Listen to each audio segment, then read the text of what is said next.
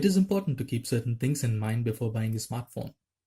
This is so you can choose the best phone for your needs. Because smartphones have become a part of our life, it's rather important to buy the best phone by doing some research. In this episode, we'll discuss some of the aspects which you should consider before buying a phone. Hey guys, this is Abhi here from TechXplicit. Let's get started.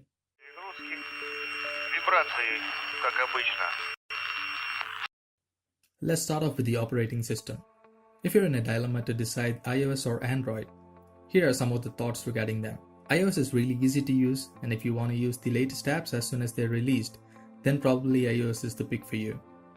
iOS is also very secure when compared to the competition, and there is very minimal malware on iOS.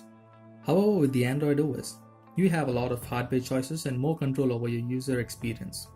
The Android OS is easier to customize as you can change almost anything that you want, and file transfer is also easier than that of the Apple iOS. In the end, it depends on which OS suits the best for your need and taste.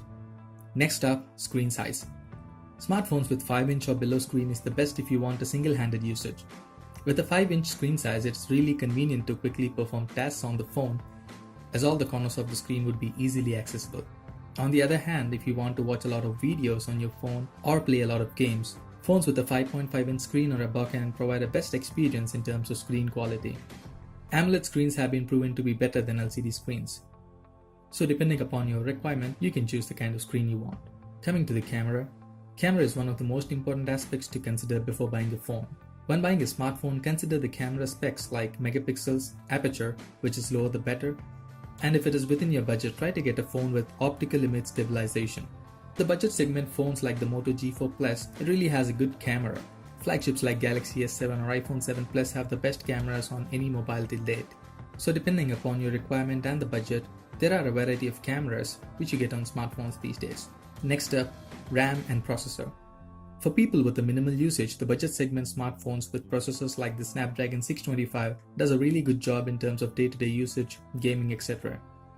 You will hardly notice any difference between a mid-ranger and a flagship on a day-to-day usage in terms of the interface. If you're a multitasker, try to go for the variants with more RAM. A minimum of 3GB RAM and above is recommended.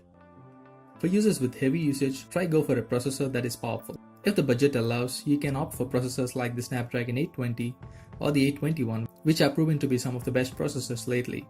Try to see some reviews and make sure the processor which is in the phone that you want to buy doesn't have any heating issues. Because once the processor is heated, it cannot perform to its maximum potential.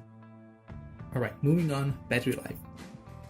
When buying a new smartphone, you have to make sure that the smartphone has good battery life. Usually smartphones with a minimum of 3000 mAh batteries are recommended if durability is important for you. You can settle for the one about 2000 mAh, but avoid going for the ones which are below the 2000 mAh mark. Moving on to storage options. Most smartphones these days come with a 32GB or 64 or 128GB storage options. Try to choose a phone that has expandable memory options so that at any point of time when you're running out of memory, you can snap in a memory card.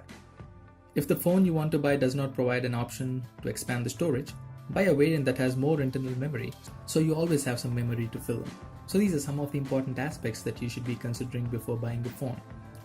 Apart from the ones that I've mentioned, you should also be researching about the app sales service that a manufacturer provides in your area, and you can make a decision depending upon that. So those were some of the tips to consider before buying a smartphone. Let me know in the comment section below if you think there is anything else that is important.